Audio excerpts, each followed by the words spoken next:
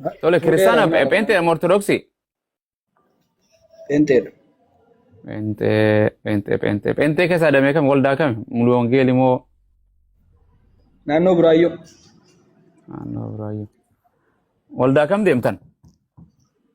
Waldaa kiristaanaa.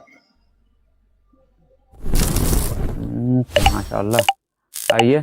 Tole yaani ergamummaa Yesuus kanarratti moo Yesuus waaqa itti haasofitamoo waan biraati? Ergamummaa waa'ee Yesuus ergamummaa waa'ee Yesuus Okay. irratti amma kana waan kaasaa turre sanarratti gadi fageenyaan haasa'uu dandeessaa?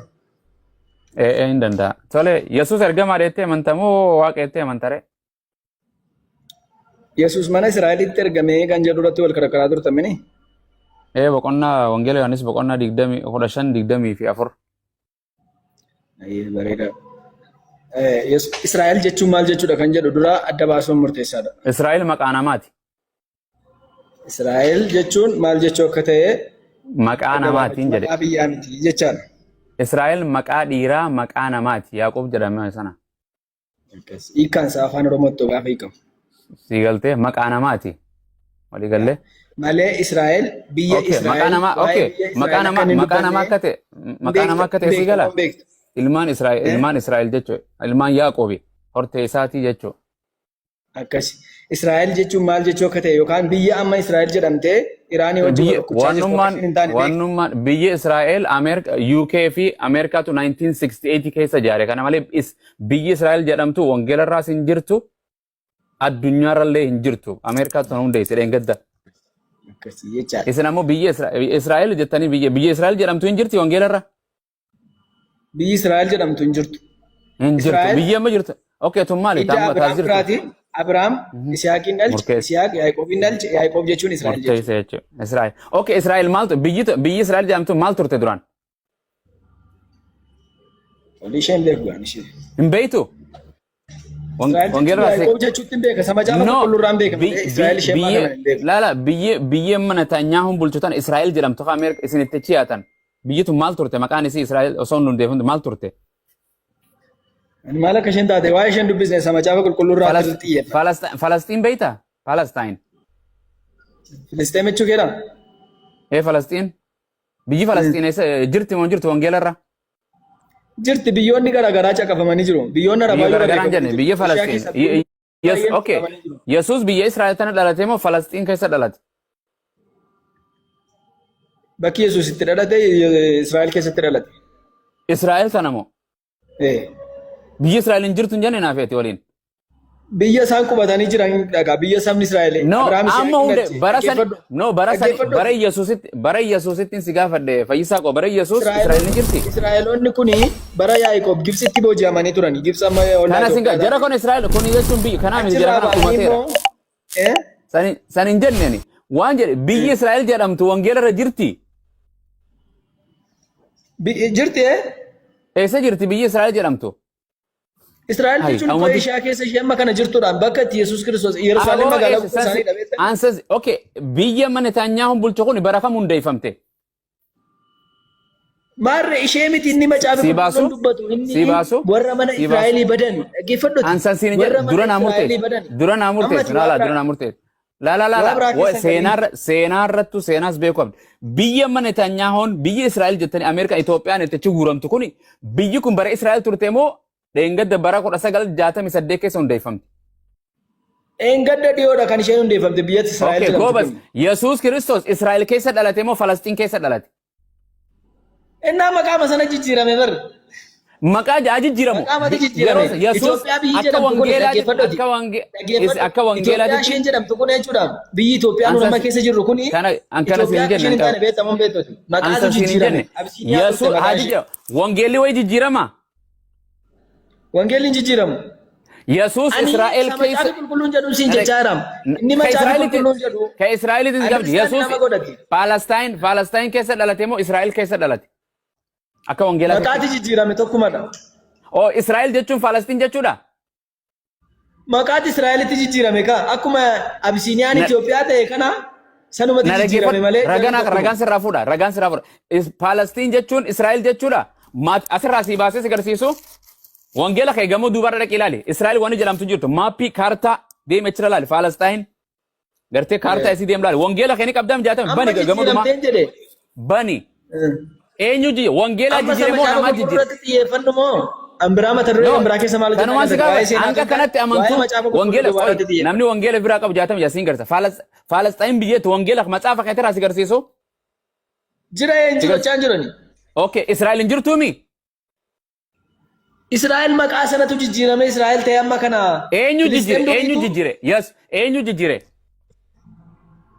namoota jijjiire kan nama kam Israa'el jechuun idda Abrahaam irraa warra ka'an Abrahaam Isiyaaqin dhalche Isiyaaq Yaaqoobin dhalche an maqaa namaati bara sigaa biyyaan sigaa batu jira Israa'el jechuudha Israa'el ati bira kooti ati seenaa kabeetuun sisee bira kooti gara seenaa sitti achi deebee sin gaafadhu rakkata tole waan jedhu eenyutu wangeela Maatiyos boqonnaa 15:24 irratti warra kolootaa badan mana Israa'el duwwaafin ergame eenyu jedhe Yesuus jedhe dhuga dubbate moo hin sobe dhugaa isaa jedhe shur actually Yesuus akkam mana Israa'el warra kolootaa badan duwwaaf ergame ni amantaa yaa fakkeenyaa warri mana Waaqayyoo gadhiisanii ba'anii warra keessaa badee jechuudha Israa'el jechuun ikko warra Waaqayyoof ajajaman warra Waaqayyoof bulanidha ansas waa'ee Israa'el sin gaawan si on hin jenne Yesuus Kiristoos saba kam duwwaa biyya Israa'el miti ragaan si gaafadha sani umaatu don't worry ragaan si gaafadha Yesuus saba kamiif ergame saba Israa'el jechuun warra Waaqayyoof ajajaman warra Israa'el jechuun walii galee ansas hin jenne seenasi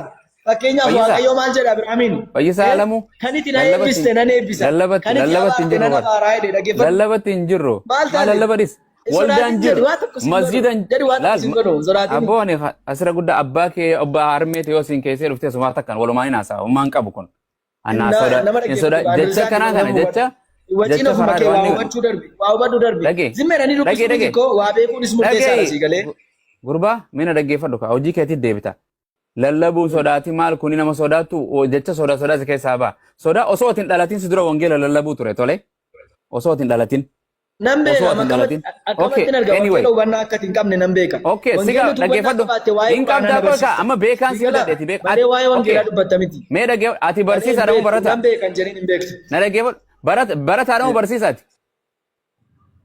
ani barataadha bakka zimbiloo barataa bakka barataa kiyya caljii taa'i ani barsiisaa Sincaala maalan godhare sincaala ani barsiisaadha mee ani barsiisa jedhameeti quraana si caalatti nan beeka absiifattee quraana si caalatti nan beekani doolaara kuma takkaan si kannaa quraana qare ayyee kottu quraanan si fida qoy pentee dhaggeeffadha jedhana pentee okay hoomaan si gaafadhaa ani hubannaa isaan beeka malee waa'ee dubbisuu isaa miti hubannaa isaa waa'ee quraanaa quraanni fakkeenyaaf abduulaa qamaa akka inni ta'e nan beekani dhaggeeffadhu quraanuma keerraa abduulaa qamaa akka inni ta'e sitti nan hima siibana quraana nin beeka jette quraana dubbisa qoy us afaani barataa waldaadha qoy hin dubbistaa siifin itti garagalchaa akkasuma ta'e suuraa meeqanaa baasta beektaa qoy afaan oromoo isaa godhi gaafa arabii miti dubbisi quraanni kana gaa quraanni kana afaan oromoo isaa naa baasi kanaaf quraanni kana gurbaa fayyaan qabdu dubbisi afaan oromoo isaa naa baasi afaan oromoo ana arabii miti bari afaan oromoo si taasaa quraanni kana bar quraanni afaan oromooti mi bar lakki afaan oromoodhaan si taasaa afaan oromoodhaan naa baasi quraanni kana naan beekee itti dubbisi ka soba keetiin uummata irratti fayyisa fakkeenyaaf suuraa 21 lakkoofsa 5 baasine quraana na dhaggeeffadhu suuraa miti bar quraana sirraan beekanaan jette miti sirraan beekamaarree kun maali kun kana okay na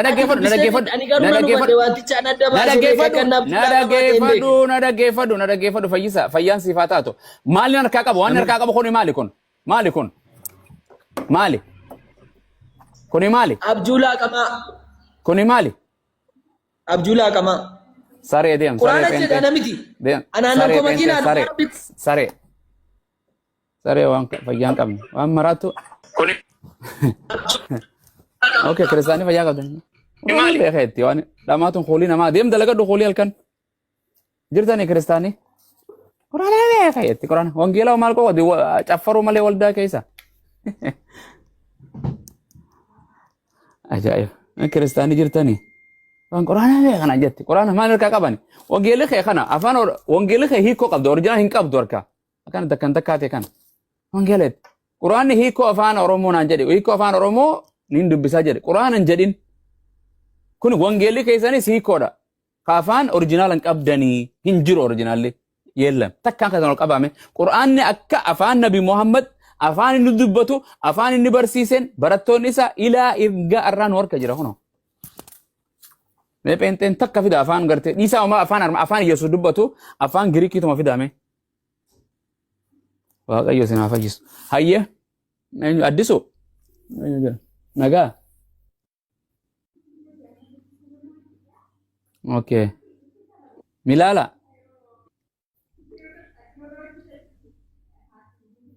Dubbatan ya pente. Tab godha mana kana follow godha jiran inshallah. Ya bita. Jirtu?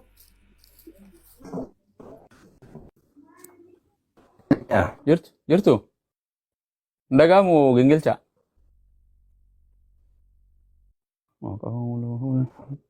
Jira sagaleen keessanii jira ustaas. Oh, akkasin na mirkaneessa faati. Buufa. Ena maada waan dubbatu feena dhugaa. Addisu? Milala? Melala. Melala. Marra nagaan dubbatu barbaannaa yee. Hin dhaga'amu. Jirtu akkam? Jirra galata rabbii. Nagaa keenya. Alhamdulillah. Kiristaanuma muslima? Waaqeffata? Waaqeffata pheenxe. Pheenxe jedhamee itti deebi yeroo sadi.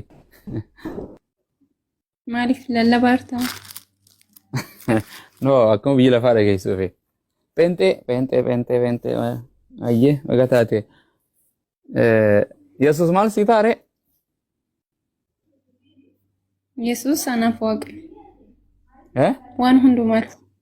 Yesuus anaaf waaqa kooti waan hundumaa kooti fayyisaa kooti. Waan hundumaan jedhin waan hundumaa yeroo tusaa fuudha. Abbaa manaas moo? Eh? Garuu maaliif qoostu wangeelatti yeroo baay'ee amantaa barsiisan hordoftan. Melaalaa teenya atis akka gurbaa kan ta'e Yesuus waan hunduma kooti jette. Abbaa manaa siif hin ta'u kaa siif ni ta'a. Kun akkoo abbaa manaa keessatti hin qabatu. Qabate hin qabata. Waan hunduma kooti waan hunda kooti yoo jette. No hin qabatu hin ta'u akkasii ta'uu hin danda'u hin jedhin. Yesuus takkaa waaqa kiyya jedhii fixadhu. Okay, Yesuus waaqa keeti dhugumaan. Ayyee. Okay, Yesuusoo waaqni isaa eenyu? Yesuus waaqa hin qabu. Hin qaba yoon sii kennu. Yesuus matuma isaa waaqayyo. Waaqayyo waaqa qaba sii kennu? Ayyee na kenni. Wangeela qabdu? Qaba iyyee. Hayyee wangeela Yohaannis boqonnaa 20 lakkoofsa 17 baase.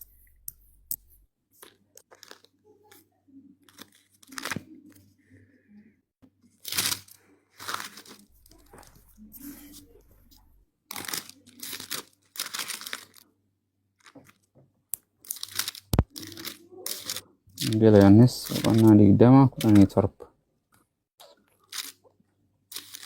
Okay. Okay, 20:10. 20:17 irra dhaqi tole. Kana. Taap godha isin aamiin jedha warri jalaa. Follow na godha warri follow hin goonnis. Dhibba guuteen jira ajaa'ibarra. Maashaallah. Wanni tokko na argisiise. Laallee wani.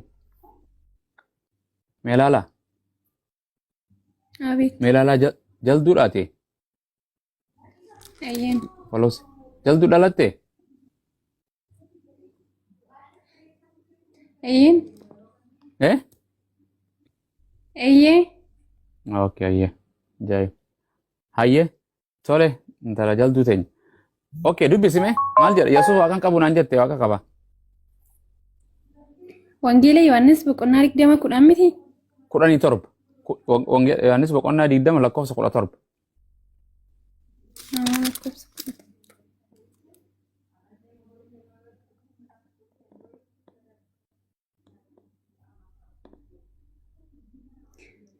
Okay, na dubbisa. Yesuus immoo ana hin qabu. Ani hamma iyyuu karaa abbaatti waliin ba'anii. Gara obboloota koo dhaqi ani gara abbaa kootii fi abbaa keessanitti gara waaqayyo kootii fi waaqayyo keessanitti ol nan ba'a. Jedhii isaanitti anaaf himi jedhe. Jedhee ishee abboon Marjam Magdaleeniiti. Okay, gara waaqayyo kootii waaqayyo keessanii jedha. Waaqayyoon qabu? Asitti waaqayyo abbaa waaqayyo ilmaa fira qulqulluu jedhee waan dubbatuuf eeyyeen jedha. akkas jedhee no waaqayyo akkas kun hin jedha. jedhu. Yesuus Kiristoos akkana jedha irra deebiinsi dubbisa. Yesuus immoo ana hin qabin. Ana ammayyuu gara abbaatti ol hin baane. Gara obboloota kootii dhaqii. Ani gara abbaa kootii fi gara abbaa keessaniitti gara waaqayyoo kootii fi gara waaqayyoo keessanitti ol nan ba'a jedhii isaanitti anaaf himi jedhe gara waaqayyoo kamiin ol ba'a jedhe gara waaqayyoo koo jedhe moo hin jenne Jedhee jira isa. waaqayyoon qabu naan jettee wangeelii Yesuus waaqayyoo qaba jedhamoo hin qabu jedha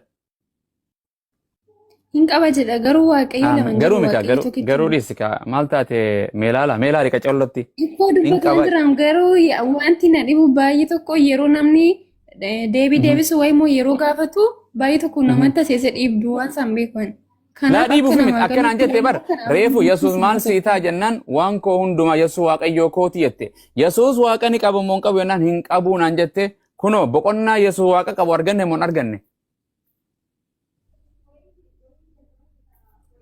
Asitti waaqayyo abbaa waaqayyo ilmaa jedhaa jedhee dubbadheeramu. eenyu mee isatti akkas jedha mee isatti mee irra deebi bakkuma waaqayyo abbaa waaqayyo ilma jedhu mee isatti nu dhageessi gurri kan dhageenye hin argines ijaanis wayin bal'aatee gurraanis duudaan taane beeytu Okay, isatti itti qophaa'in argama amma barbaade jechuudha. Qo'adhee okay jira. amma waan asii kenne kanarratti Yesuus waaqa qaba waaqayyoo koo jedhe moo waaqayyoo kootii fi keessan jedhe waaqayyoo koo jechuun mi maalatu no maal jechuu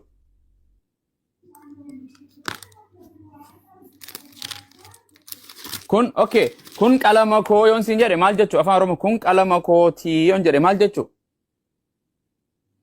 Eeyyee qalama keetu. kan kootii okay waaqayyoo kan kootii yeroo Yesuus jedhu hoo maal jechuu maa naaf hin caafne bara Kan koo jechuudha. eh Kan koo jechuun kan koo jechuudha. Alaqe kanaafuu waaqayyoo qaba jechuu miti Yesuus.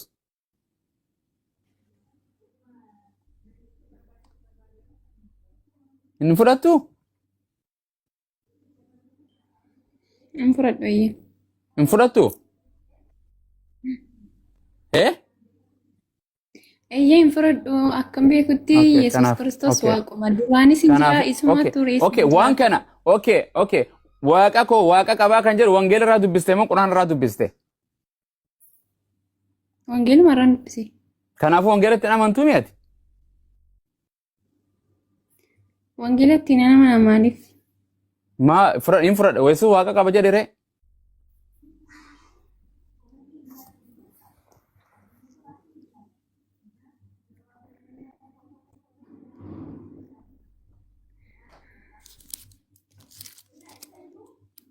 Kan biraasii kannu?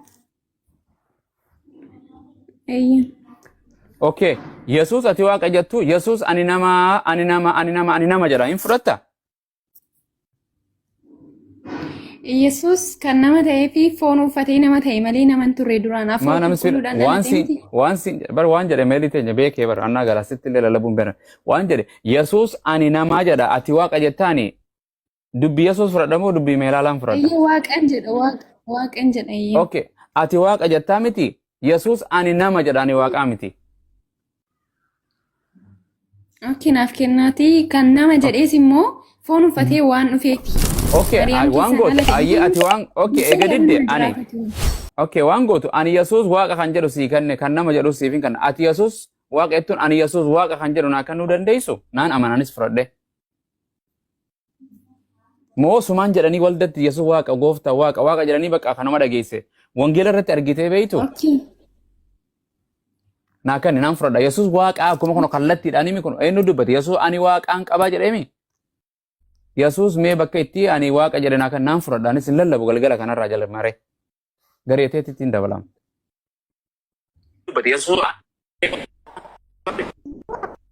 Yesuus mee bakka itti ani waaqa mee lalaa jalduu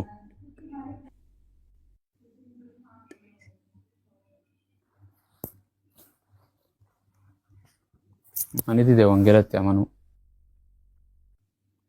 ajaa'iba maa quraanaa fi wangeelaas hin fudhatanii bar dhugaa hin fudhadhu jette bas maa dirqetti sin fudhachiisu ayyee goobasiitiyya Gaafa wangeelatti amantee islaama taataa jechuudha. Yoo wangeelatti hin amanin islaama illee ta'uu hin dandeessu. Because kun Yesuus Kiristoos an waaqaan qabaa jedha. Waaqni waaqa qabaachuu hin danda'u mee ilaala. No. Abbaa lama hin qabdu atu. Abbaan kiyya abbaa siif hin ta'u. Kun abbaa kan kootii yoo naan jette sanuma abbaa keeti malee abbaa kiyyaa miti. Yesuus Kiristoos abbaa kootiif abbaa keessan jedhe. Okay. Yesuus abbaa ni qabeettee amantaa? Mee ilaala. Eeyya abbaan qaba kinoo asitti wangeela Yohaannis boqonnaa 14 irraa nan dubbisa. Yesuus itti fufee bartoota isaatiin garaan keessan irraa fuudhinaa Waaqayyotti amanaa amanaa. Goobas. Okay, eenyutti amanaa jedhe dura? Eenyutti amanaa jedhe? Abbaa koottis amanaa anattis amanaa. Akkas jedhu. No, Waaqayyotti jedhe. No, abbaa koon jenne. Dubbis. Kinoon jedha Yesuus itti fufee bartoota isaatiin garaan keessan hin raafamin. Waaqayyotti amanaa. Eeywa abbatti hin jenne. Amanaa. Okay, eenyutti amanaa jedhe dura? Waaqayyotti amanaa anattis amanaa. Waaqayyoo kam? Okay, waan adeebis Waaqayyoo kamitti amana? Waaqayyotti amanaa jedhee bar. Eegas deebi anattis jedhe. Waaqayyotti jedhe. Afaan Oromoo yoo sii galee baratte. Waaqayyo akkana fakkeenyaaf hin jedha. Gartee meelanii dhugoomsa anaas dhugoomsa kan kun jedhe waa lama moo waa lamaa miti? Eeyyee waa lama garuu achitti tokko waan ta'eef Waaqayyo afaan Oromoo simburjaa jeessoon simburjaa yoo afaan Oromoo beeytee fiicsuma Oromoo taanaan ati dubartii teenya sii galte. Waaqayyotti amanaa jedhe. Waaqayyoo kamitti amanaa jedhe? Itti fufeen dubbisame. Mana abbaa koo keessa iddoon jireenyaa baay'eetu jira. Mana eenyu keessa? Mana eenyu? Mana abbaa koo keessa iddoo jireenyaa baay'eetu jira. Mana isaati moo mana Yesuus moo mana abbaati? Mana abbaa jedhee jira. Okay, tamuufama. Mana isaati miti mi? Laa mana isaati. Tokkuma Waaqayyo abbaa Waaqayyo ilmaati. Mana abbaa koo jedhee No. Mana abbaa koo keessa iddoo baay'ee jira. Mana koo keessa jedhee moo mana abbaa koo jedhe? Mana abbaa koo jedhe kinoo waan jedha. Goobas mana Yesuusii miti mi? Isinittaan iman ture. Iddoo jiru sana isiniif qopheessuudhaaf nana deema. Yemmuu naqee iddoon san tan eenyuti? Iddoodhuman ani jiru isinis akka jiraattaniif deebi'ee dhufee tan gara kootitti isin fudhadha. Okay, wangeelatti amantu. Wangeela dubbisii baradhu inshallah gaafas waliin haasofna galatoome anyway. Si galuutti hin jiru afaan Oromooti. Mana abbaa koo jedhe mana Yesuusii miti okay? Waaqayyotti amanaa jedhe Yesuus. Anattis amanaa. Yesuus maal ta'u? Yesuus namuma ta'u. Marii galee amma fakkeenya meelanitti amanaa anattis saansan garaagarummaa afaan Oromoo baay'ee agarsiifti. Namni baratee hin beeka. Maal godharee afaan Oromoo haaree waliin barsiifna asirratti Oromoo dheega namni jedhee. Akkasii Waaqayyoo tokko malee Waaqayyoon biraan jiru. Yesuus nama, Yesuus waaqa qaba. Yesuus ergamaa Rabbiiti obboleettii tanto. Yoomiyyuu isin waaqa jechaa oltanii waaqa ta'uu hin danda'u. Hindiin sangaa hawaasa biliyeena meeqaan tam Oromoo Islaamaa fi Oromoo gartee kiristaanaa walitti dabaltee isaan tunurra hedduudha. Sa'a waaqessan. Sa'aan waaqaan ta'u. Guyya tokko sangaan gabbee dibichi ani waaqa keessan jedheeni yaaddaati. Guyya tokko gabbee Yesuus saba biyya lafaatirraan ani waaqa keessan jedheeni hin beeku. Kana waanuma isin jettani malee waan wangeelillee jedhuu miti. Barattoonni Yesuus illee jedhanii miti. Waan si waa'ee kadhannaa hin beektan hin kadhatta. Waa'ee kadhannaa barattee si barsiisanii waa'ee kadhannaa Yesuus akkam jedhee si barsiise. Waa'ee kadhannaa beektu waa'ee waldaa yeroo waa'ee kadhannaa hin beekta. Yaa abbaa keenya yaa isa jirtu jedhaa kadhadhaa jedhe meelaala. Maatiyos 6:9. Bani Maatiyos 6:9. Bakkuma tanatti waaqummaa Yesuus kufaa eegi. Okay, Maatiyos 6:9 bani. Maatiyos 6:5 irraa dubbisnaa qoy. Yoo Yesuus yoo kana fudhatte ati yoo kana fudhatte islaama taataa jechuudha. Yoo kana fudhatin kiristaana ta'isa. Maatiyos 6.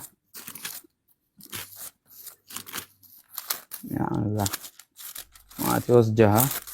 Kasuma miti waa'ee kadhannaa jedhama ta dura. Orkete hayyee dubbisi. Hanqaan baafadhu. Egaa yemmuu kadhattan ilaa hanqa kudha maaliif dubbista seete? Waan irraa kaastee 6 waan irraa kaasii dubbisi. Akkasuma qonnaa mega jahumaa miti isa?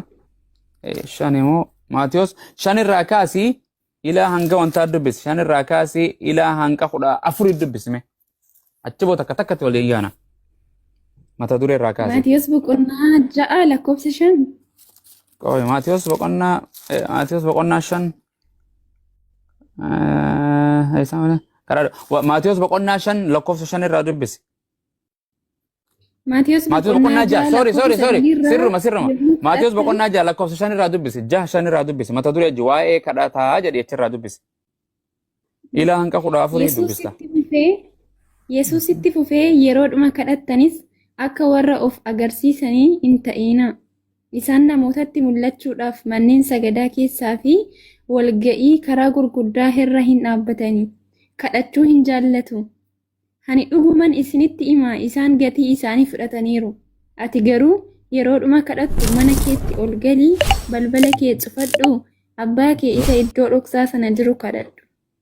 Abbaan kee ni dhoksaatti argus gatii keessiif in kenna. Akkas. Sagalirraa Torba. Yeroo kadhattanis akka warra saba waaqayyoo hin ta'ini dubbii waa'ee hin baafne keessa hin deddeebi'ina. Baay'ina dubbii isaaniitiif waan isaaniif dhaga'amu isaanitti fakkaata. Akka isaanii hin ta'ina abbaan keessan utuudhuma isa hin himatin iyyuu waan isiniif hin barbaachisu hin beeka. Waan isiniif barbaachisu hin beeka jedhe. 9. Beeka. Egaa yommuu kadhattan yaa isa waaqa irra jiraattu abbaa keenya maqaan kee qulqulluu ta'ee haa eegamu. Mootummaan kee haa dhufu. Jaalalli kee waaqa irratti haa ta'u akkasuma immoo lafa irratti haa ta'u. Soora arraa bor nu barbaachisu arra nuuf kenni. Akkuma nuyi warra nu yakkaniif dhiifne yakkaa keenya nuuf dhiisi. Qorumsatti nu hin galchiin. Amaan oolchi malee mootummaan keeti oo. Mootummaan humni ulfinnis baruma baraan kan keeti ameen jedhaa jedhe. 14 namootaaf irra daddarbaa isaanii yoo dhiiftaniif abbaan keessan inni waaqa irraa immoo isiniif hin dhiisa. Garuu isin namootaaf yoo dhiisuu baattan abbaan keessan immoo irra daddarbaa keessan isiniif hin dhiisuu jedhe. 5 irraa deebi'an magaa. Ammoo dhageenya waan dubbistee miti. Tole jirta meelaala. Jirtu? Hin cufatte? Meelaala muutira jirta? Salaamu alaikum saayya. Waga dhuftan. Maamee dhagaama?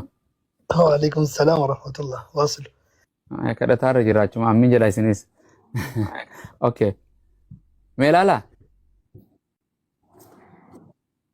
Meelaala? Dhagaama hojiirra jirta? Dhagaa jira. Okay. Gara hojii deemtee bannu bira. Deeguma takkas deebi hin xumurra. Kana booda. Deebiira. Eeshi hayya tole. 5 irraa dubbisnee ilaa hanqa 14 dubbisnee mi?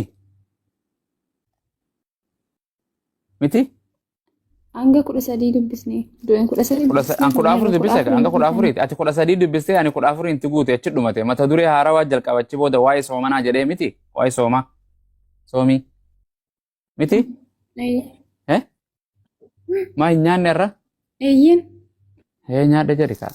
Lallabi jedhan wangeela ol fuudhi sagalee kan kee. Maatiin ta'ee yoo dhageesseen boocha kanatti. Okay. Hayyee akka jedhu 5 irraayi. Yesuus itti fufee yeroodhuma kadhattan akka warra of argisiisanii hin ta'ina. Isaan namootatti mul'achuudhaaf manneen sagadaa keessaa fi walga'ii karaa gurguddaa irra dhaabbatanii kadhachuu hin jaallatu jedhe. Eenyu jarri kun? Waldaa keessatti wal fuudhanii sagalee kadhachuu fi mul'isu namarratti walga'ii karaarra deemee kadhachuu warri jaallatu kun eenyu? Namni ol fuudhee kadhatuutu hin jira. Amantootuma garuu kan ol fuudhanii kadhatan sagalee isaanii gadi argisiisu. Namatti argisiisu. Fayyisaan Yesuus fayyise Waaqayyoo kan dhage jedhu. Kunoo kana hunda Yesuus hin jaallatu waan akkanaa tan akkan iyyanii karaarra deemu walgaa keessa naguma lallabaa oolu. Yesuus guyyaa tokko waan akkanaa raawwanne. Okay. In jaallatanii jedhe kadhaabbatanii in jaallatu. Ani dhugumaan isinitti himaa isaan gatii isaanii fudhatanii jira. Warri kanaaf waldaa karaarra deddeeme kana fi waldaa keessa kan iyyu kun gatii isaanii fudhataniiru jedhe. Ati jedhe Yesuus jaaffarra kuno. Ati garuu yeroodhuma kadhattu mana keetti ol galii balbala kee cufadhu. Maal gootachi booda Yesuus kadhadhu jedhe moo hafuura qulqulluu moo abbaa kadhadhaa jedhe. Kana naa deebistaa qoy. Akka jedhe ati garuu yeroodhuma kadhattu mana keetti ol galii balbala cufi. Ulaa banaan dhiisin jedhe balbala cufi. balbala cufadhu abbaa kee isa iddoo dhoksaa jiru sana kadhadhu eenyu kadhadhaa jedhe Yesuus meelala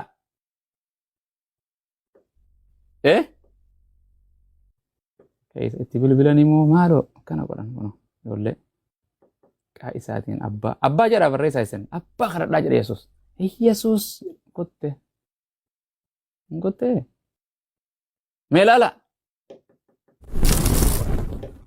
rabbisi haa deebisu jirana waa'ee kadhata wallaahi pheenxeen wangeela faalleessiti malee wangeelatti amantu takka hin jirtu osoo amanan islaama karaa salphattaan ganama ta'an boru ganama hin fudhatan takka wangeelatti nama quraanatti illee namantu wangeelatti illee namantu akka ofiin feete jiraatti malee takka waaqayyoon akka waaqessituus hin jirtu Yesuus fayyisma jedha malee guyyaa tokko abbaan fayyisa hin jettu mee haa jedhani hafuurri fayyisa hin jettu sadeenuu fayyisa hin jedhan Yesuus maqaa malee bakka Ortodoksiin Maariyaam Pheenxeen Yesuus ilma addaa fudhatte nuti jidduu kanarra akkanne haadhaaf ilma jidduutti taptaaf godha jiran followers na godha mana kiyya inshallah hin kutte meelaala hanqa sen qadee bitu ayyee addisu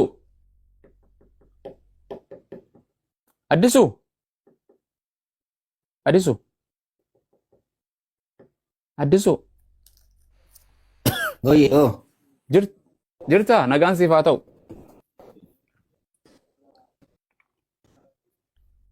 nagaamu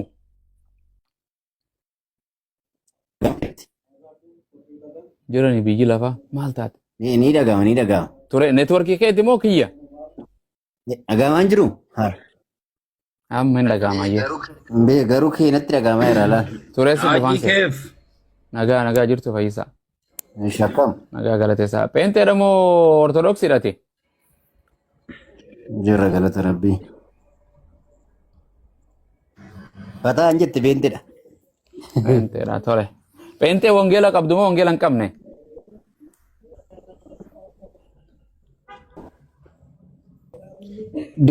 Waan sanitti dhufinsaa. Atau nagaa siniif haa ta'u uummata jaalalaa hundi keessan warra sirreertan. nagaan siif haa ta'u keessa kootileen D86 Waan sanitti dhufin duursaa. ayye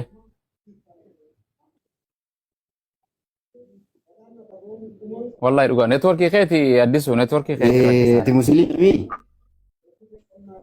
yaani muslima Abdisu daqiiqaa 3 naa kennime dubbadhee ba'an. Kiyya rakkisa.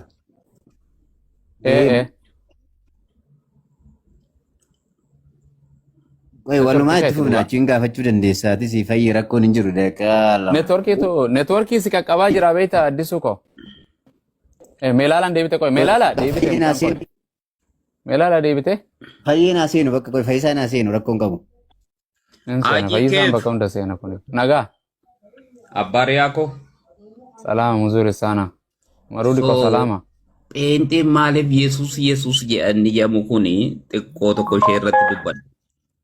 Waan pheenxeen Yesuus jedhu amma seexanni maqaa hafuuraatiin bahu maqaa abbaatiin bahu maqaa Yesuus seexanni maqaa waaqayyo abbaan sodaatu isa seexanni abbaan sodaatu Qoyaka waaqa irrattis lafa irrattis an dhaabboon isaaf kenname Yesuusi'a. Filiphis boqonnaa tokko irratti boqonnaa lama irratti Filiphis boqonnaa lama irratti yaa jarra jedhu maqaa maqoota hundumaarra kan kennameef Yesuus Kiristoos. Kanaaf Yesuus immooyyuu baruu qabna. Isa waaqa ta'eetu nama ta'ee nuu du'ee du'aa ka'e. Kanaaf Yesuusin baruu qabda. Namoonni baay'inaan addunyaa akaakileen abaabileen Yesuusin otoo hin bariin darbaniiru. Ati garuu Yesuusin baruu qabda. barreeyye abshiru barree galanni waaqayyoof haa ta'u meelaala Isi gaya.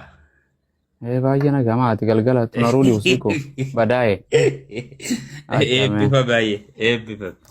federeeshinii bar waraa bah Sawa. okay asante welcome anytime Asante sana. okay meelaala Tole D86 nagaan turuutiin hambaa. Godhi. neetworkii keetii bar malee qaceellotti neetworkii kee kanaatu rakkisaadha Biyya teenya akkas ishiini. egaa ayyee tole Gata si tursiyaa akkanatti itti fufuu hin danda'u. Mee isa obboleessa kan kas jala jiru kana D I don't know what is D stand for maaf dhaabbata D'n kuni D 86 jirtu.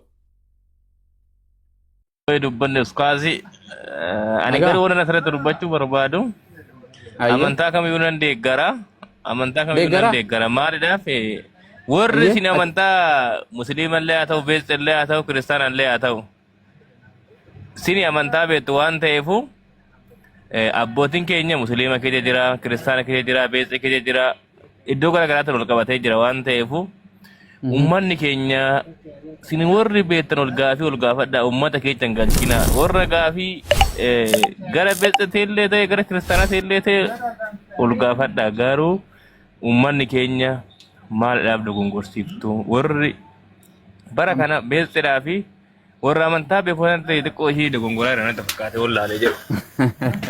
Ifa mallee naa qoraate garuu. Atu di maqaan kee eenyume di jedhee si waamu maqaan kan kee. Ani di illee haa ta'u rakkoon qabu. Maqaa kee himadhu taanee bu'aati maaloo akkam maqaa di jedhamu maatiin. Maqaan kee amma atu na dogoggorsiisu jirta maqaan kee dogoggora maqaan kan kee maa. Maqaan kee dirriba ayyee dirriba miliyoon dirribaati bate obboleessa.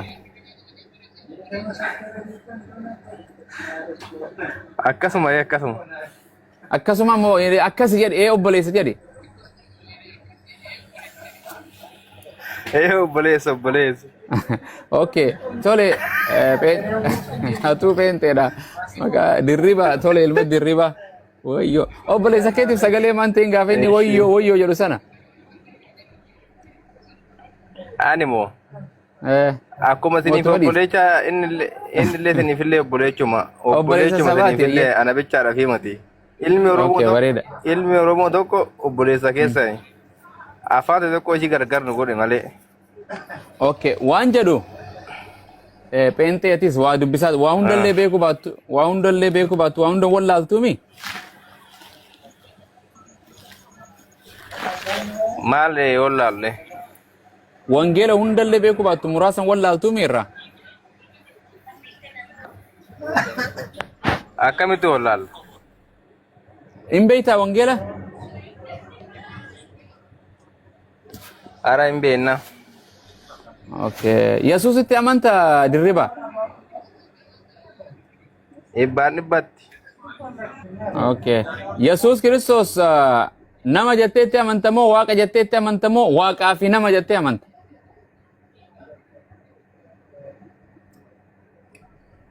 Yesus Kristos nama illee hafuura qulqulluun dhalatu waan ta'eef maaliin dhalate hin jenne bar waaqayyoon dhalatu dirriba yaa abbaa miliyoon dirriba abbaa dhaddoon obboleessaan see bar dirriba keeka haaloo akkam goone akee dhaga'amu aboo baqa melanii tanas hin buusu melanii hin dubbattu melaala osoo saame ka wajjin waa kaba neefi waan ni jennu oh my goodness tole kute inni waan kanatti singer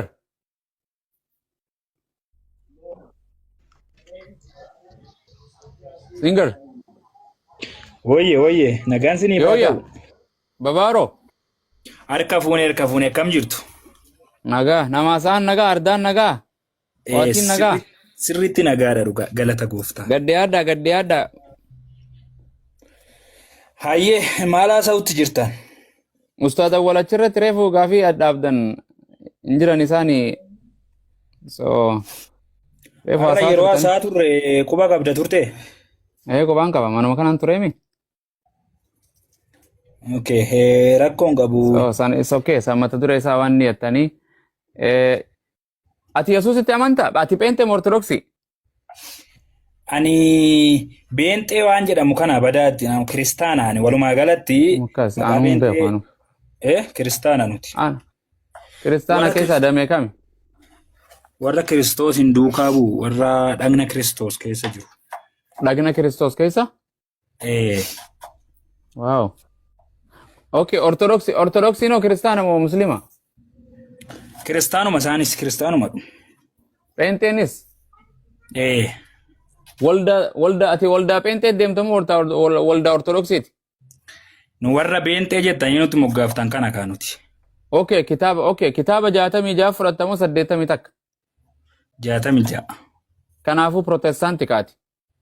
Protestaantii wanta jedhamu hin jiru macaafa keenya. Nuti hin baafne macaafarra hin jiru. Jechuun Martin Luther King dhaabbata maqaa eessaa fidde beentee waan jedhu Protestaantii waan jedhu eessaa fidde. Isintu himata jechuun. Okay, kitaabni 66 kan hundeeffame abbaan isaa gartee Martin Luther Kingidha. Kan gartee Jarmanii kana. Isaatu achirraa itti ta'anii waggaa meeqa kana.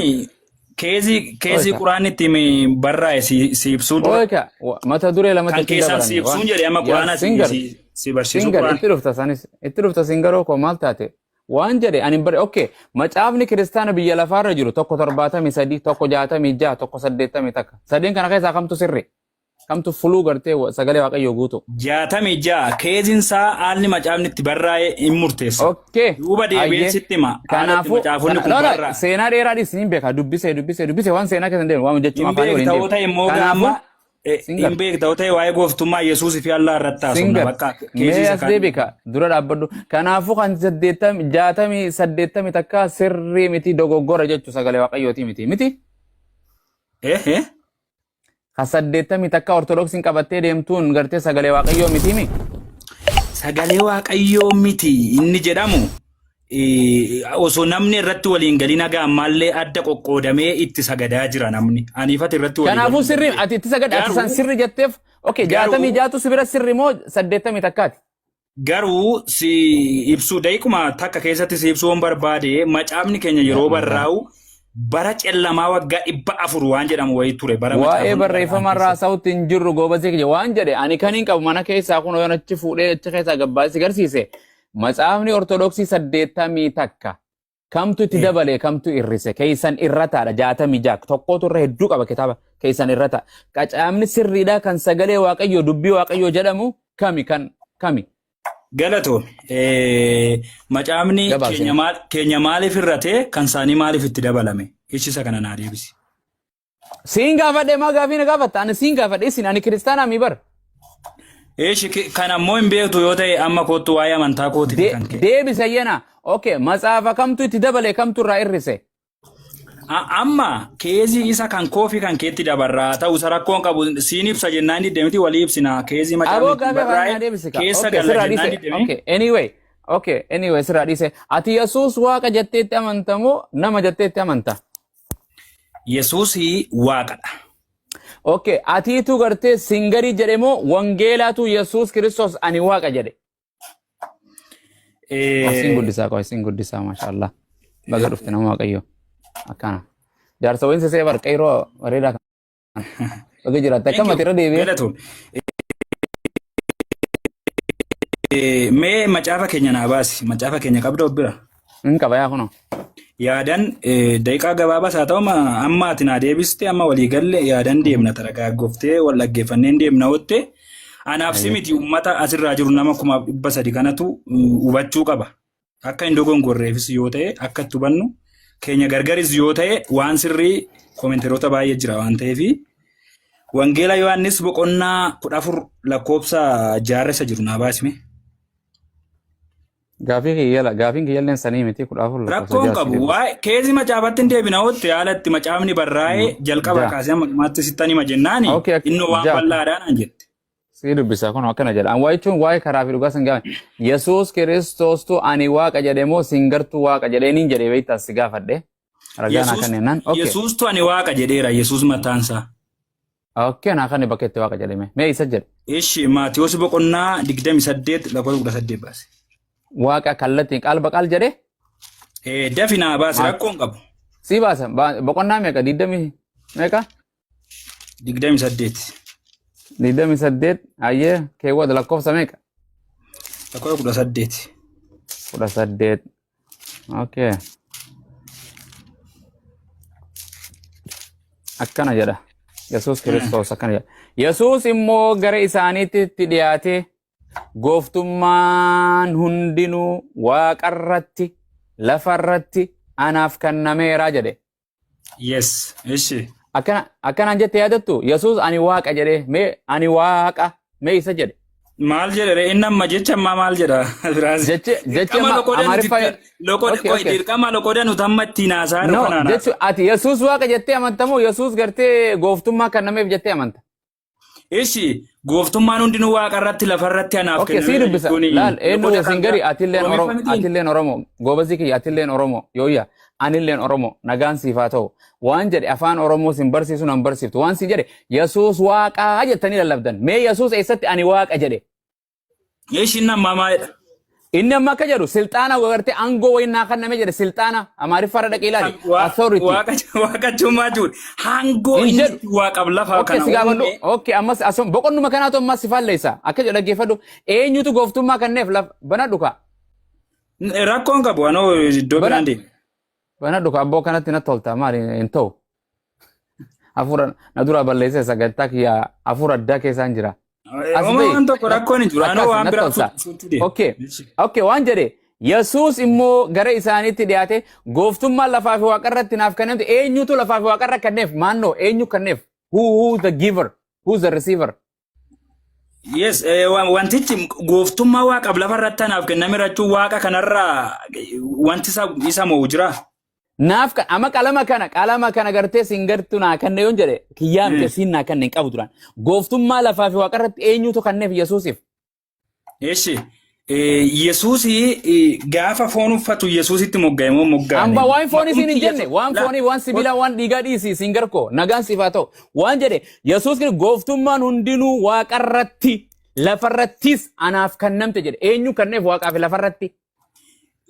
Waaquma isa ofuma isaa ilaali sitti himatu Yesuus mataan isaa foon uffatee dhufuun isaa eenyummaa fooninis an qaama kenneef akka abbaan an nama kenneef hin siima yookaan yoo didde qaama kenneef hin siima dafii deebisi singar. Qaama kennee wanti himtuuf hin jiru waaqayyotu naaf kenne jettenaa deebisuuf miti ati. Dhaggeeffadhu eenyu akkana jedhe Yesuus waaqayyoo kamtu kenneef? Waaqayyo masa lafaaf samaayii uume kana isuma mataasaa. Eenyuun san kan lafaaf samaayii uume san?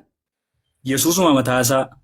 Akka jedhu seera uumamaa tokko tokko waaqayyo jalqaba bantii waaqeef lafaa uume jedha. Yesuusi? Ishi. Yesuusi? Ela amma immoo bal'ina keessa si geessa inni immoo maal keessa si geessa beektaa inni amma. Okay, kana qofa naa deebise. Afaan Oromoo yoo hin beekne ani afaan ati Oromummaa guutuu guyyaa keessa yoo baratte maatiin keessa Oromoodhaa miti singar. Okay, goobas afaan Oromoo dubbachuudha.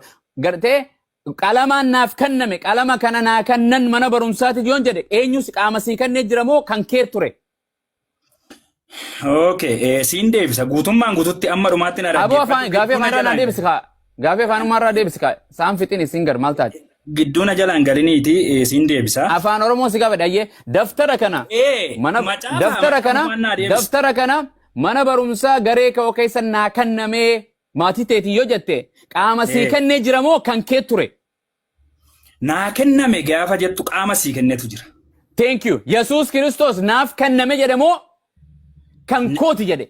Naaf kennameedha. Ooyyoo eenyu kenneef? Waaqayyotu kenneef. Waaqayyoo kam Yesuus waaqa? Yesuus ikkoo gaafa foon uffatee dhufe nama guutuu ta'ee dhufe. Okay, Yesuus gaafa biyya lafaarra Yesuus gaafa biyya lafaarra jiru waaqa qofa moo waaqa moo nama qofa? Yesuus gaafa biyya lafaarra gadi dhufee nama guutuu ta'e. Nama guutuu? Yesuus maqaan jedhamu iyyuu gaafa sanatti moggaa'e. Okay, nama guutuu jechuun nama akka kiyyaa fi keetii kanaami? Akkuma koo kiyyaaf kee kanati. Okay, nama keessaa dhiira moo dubartii? Dhiira malee. Dhiira jechuun dhiira akka kiyyaa fi keetii. Dhiirri qaama saalaa ni qabdi moo hin qabdu? Hin qabu. Yesuus ni qabu moo hin qabu? Hin qabu. Maalitti eenyu kenneef? Gaafa uumamte fakkeenya eenyu kenninuuf waaqa miti. Qaamni saalaa san uumamaadha moo uumaadha? Qaamni saalaa san uumamaadha moo uumaadha? Uumamaadha malee. Kan Yesuusoo?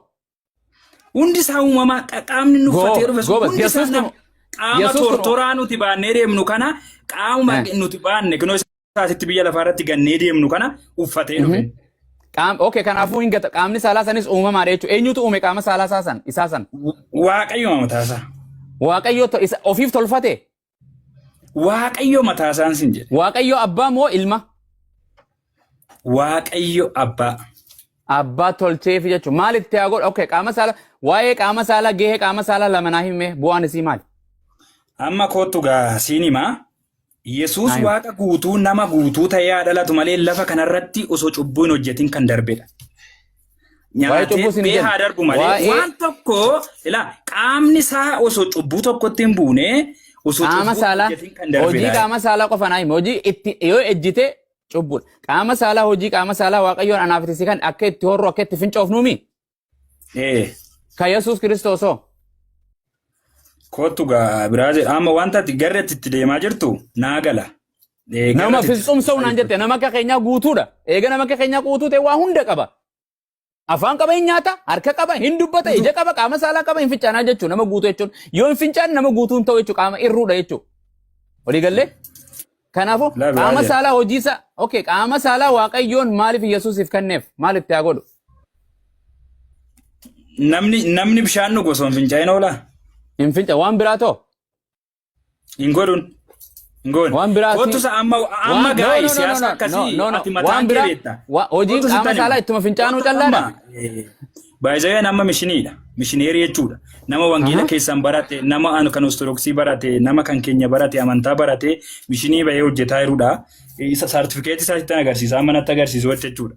Gireet Komishinii Itoophiyaa irraa eebbifame jechuudha. Kootu siin fida. Waan atammatti deemaa tuun guutummaan guututti ifaadha. Yesuusii akkasitti salphisuu hin dandeessu. An salphisu. Oh, no. Maal jedhe? Okay. Atamma nama guutuu akkamittiin salphise? Waan ati amanaa. Ati akkuma namaa maalii godheera minaamin jechuu no san hin jenne. Ati inuu hin isa gaggaaltee si jedhe arrabsoon. Waan sin jedhe okay si gaafa dhafaan. Saal qunnamtii saalaa godhu qunnamtii saalaa raawwachuun waan fokkottuma waan gaarii. No, gabaa akkasitti na jalaa. Deebisi. No. Eega waa baradheette. Waan sin jedhe ati fuutee gaa'ila godhattee fuudhuun yoo qunnamtii saalaa gootee waan ceggaasa waan fokkottuudha moo waan gaarii? Yesuus mataansaa barumsi inni barsiisee deeme ilaa. Hawaii barumsaa ammas mata akkan nan zoorsitu ani mata duree tokkorra yoo taa'e malee kanan barbaadu sin gara. Waan sin jedhe qaama saalaarra jira. Yesuus ni qaba naan jette. Hojiin qaama saalaa kan dhiiraa biyya lafaarraa hundi kan nabiyyoota kan raajoota kan Yesuusit ittiin fincaalu ittiin horu. Sirri moo dogoggora? Inni hore jechuuf gaata. An si gaafadhe. Waaqayyoo maaf saala lama dubartii qaama saalaaf dubartiitiif kan dhiiraa godhee nu kanna. Okay, inni mikinaata nama ta'uusaa dura adda baastee beekuu qabda. Okay, afaan. Yesus afaan ni qabaame. Innaa ta'a. Maal itti godhaan afaan? Ittiin dubbata. Ammaasoo? Waan hundasaa gochooma namni jedhame. Naayim waashan waan afaan itti godhan kana naayim waashan. Ittiin nyaatu ittiin dhuguu ittiin dubbata bakka waan. Okay, hayyee qaama saalaa naayim qaama saalaati isin qabanaa jette qaama saalaa keessaas waan ittiin godhu. Raajiraati gara biraatti deemta. Hin deebistu. Sirrii na gaafatta yoo ta'e. Hin deebistu. Gubbaa malee jalaa. Waa'ee Yesuus na ibsi yoo jette amma gilsi godhee. Okay sirraa dhiise uummanni haa dhaga'u ayyee uummanni. Okay si gaafadha. Ati kan itti hidhattu nabi maa dhaga'u miti. Waa'ee uummanni dhaga'ee hin galaafe jechuun namni hundi hin galaafe. Gaafa okay qunnamtiin saalaa waan gaariidha waaqayyoon nu uume itti jirra ni daleena ni raawwanna jechuudha waaqayyootu karaa sirnaan nu kanne. Miti haadha abbaan keenya qunnamtii saalaa godhanii nu horan. Ilmaan gartee diqaalaa ilmaan ejjaatii miti nuti seera qabeessaan dhalanne. Yesuus horaa baay'adhaa jedhee nama uumee lafarratti. Maaliin horanii baay'atan? Ergamni Yesuus dhufee nyaachuu dhuguu rafuu dhufe Yesuus. Ilaa macaafa keenya keessaa seera uumamaa boqonnaa tokko lakkoofsa Inda'uun boqonnaa lama dhariyu bakka addaan faayitti abaare bakka itti waan hin abaare bakka itti bofitti abaare. Keenyan abaaranne wallahi. Ilaa. Kootu bakka sanatti inni jilba kee keessaa ba'u mataa jawwichaa inni dhiita jedheen. Haa ba'u ani waan qaama saalaatiin haasa'e. Deebi'ee dhufee dhalatee mataa jawwichaa dhidhiituu dhufe gatii cubbuu kanfaluu dhufe malee nuuf jecha biyya lafaatti dhufee salphina guddaa fudhateela. Baay'ee salphinni waaqni nama ta'uu caalu hin jiru dachee kanarra hin jiru si ganaas hin dhufu laayisa kana beekuu qabda. Salphinni inni ittiin nama ta'eefi waa'ee kiyyaaf ka'e du'a bara baraa jalaa cubbuu itti waan fi addaan bofittiin goomsitee ittiin. Okay, waan si gaafadha. Wangeela kee. Keezii biraa miti sagaagaluu hin dhumne, horuu hin dhumne. Dhufee asitti sanyii isaa babal'isuu hin dhumne inni. Thank you, Umaatu. tokko hin raawwatu hin hojiin ala naan jee gaafta. Waasi gaafadha. Macaafa keessa hin jiru naayis fiduu hin dandeessu seenaa kan macaafa eenyu hin barreessine isaan jechuudha. Kana kanaafuu kan Yesuus ayyee hin raawwatu jennee dhandhiisna. Waan si jedhu ati fakkeenyi kee rool moodeelii namni itti laallatu sargii fuudhaaf heeruma nyaata adeemsa sagada kadhannaa keessa itti laallatu Nabi Muhammad moo Yesuus? Muhammad yoo fudhanne kan inni ansa siin jenne ani kan itti laalladhu Yesuusii miti. Kan itti laalladhu fakkeenyi kee uffannaa keessatti deemsa keessatti fuudha keessatti rafuu keessatti dubbachuu keessatti lallabuu keessatti Nabi Muhammad he is my role model. Atoo fakkeenyi ati nama godhattee fuudhaaf heeruma keessa jala deemtu eenyu wangeela keessa? Wangeela keenya keessa ko fuudhaaf heeruma nama tokkoof tokko kan kaa'e Yesuus kan barsiise. Akka jedhu Yesuus wangeela kana ati Yesuus dhufee fuudhuu miti baay'ee. Nama ta'e dhufe. Akka itti nyaattu si barsiisee akka itti dubbattu akka itti raftu waa hunda si barsiisee fuudhaas si barsiisee Yesuus. Nyaata na barsiisuun dhumne inni. Nyaata si barsiisuun eenyu si barsiise waan nyaataniif waan hin nyaanne. Nyaata namumarraa barta. Obboleessa amma kanaaf Yesuus hin barsiise. Waan kana nyaadhaa waan kana nyaatinaa Yesuus hin jenne jechuudha. As deebi. Atamma gaafa dhalattu hangafoonni kee jiru moo hin jiran? Maatiin jira Nabi baratanii maatii Nabi Muhammad irraa baratanii waan halaalee waan dhoowwaa waan hayyamamuu na nyaachisan. Waan hunda na nyaachisan du'aa fi rafiqa waan hunda. Isaantu qabeessi gurshe moo? Akkas isaan na barsiisa karaa Nabi Muhammadi. Akkas hoosisaa jedhe ilmaan. Booddee of danda'a deemta nyaata obbolaa kee irraa akkasumatti maatii kee irraa baraa nyaata. Ayyee Quraan. Wange Nabi Muhammad fuudheeti Nabi Muhammad Quraana keessatti fuudheeti fuudhinaan jedhe atoor karaan fuudhuuf karoora hin qabda fuudhuudhaa rafati singar. Fuudha isin kan beektan Muhammad dubartii 10 fuudhe. Kuma hin fuudha Salamoonillee kuma takka fuudhe. Salamoon nun galchu waa'ee Salamoon miti. Salamoonitti namantu. Muhammad ni Holdan. Salamoon. Fuudhuun dhumne horuun dhumne. Hayyee Yesuus Kiristoos fuudhuuf hin dhufne maaf ni fuuta fuudhuuf ati fuudhaaf karoora ni qabda. Inni koo karaa jireenyaa nutti agarsiisa. Eenaan jedhi. No. Kana deebistu malee reefus qaama saalaa sana hin deebisu. Waan jedhe fuudhaadhaaf ati fuutee jirta moo gana fuuta? Fuudheera malee. Fuudhee jirta. Maaliif fuuta Yesuus hin fuune? Yesuus fuudhuu dhufe miti abbaate. Maaf eenyutti latte? Waan tokko sitti malaa kanarratti. Yesuus koo cinqiinsaa kan inni dhufeef sitti malaggeeffatu. Keessi biraattuun gabaa biraan dhaqin waa'ee Yesuus gabaabatti naa ibsu. Maaf fuuta. Eenyutu fuudhisi? Yesuus fuudhisi jedhee. Karaa jireenyaatti. Fuudhaaf heerumni karaa jireenyaati miti. Fuudhaaf heeruma eenyu si barsiise? Eenyu si barsiise fuudhaaf heeruma? Fuudhaaf heeruma moo? Eenyu si barsiise? Fuudhaaf heeruma baruu barbaadde macaafa keenya keessaa. Eenyu barsiise? Yesuus hin barsiifne fuudhaaf heeruma? Waa'ee fuudhaaf heerumaa moo? Paawuloos fa'aa barsiisa. Waasii dubbisa. Wangeela kana faalleessite dhaggeeffadhu. Wangeela ergaa Yohaannis isa duraa boqonnaa 3 lakkoofsa 6 banadhu. Akkana jedha. Eegaa namni isatti qabamee jiraatu hundinuu cubbuu hin hojjetu. Namni cubbuu hojjetu hundinuu garuu isa hin argine isa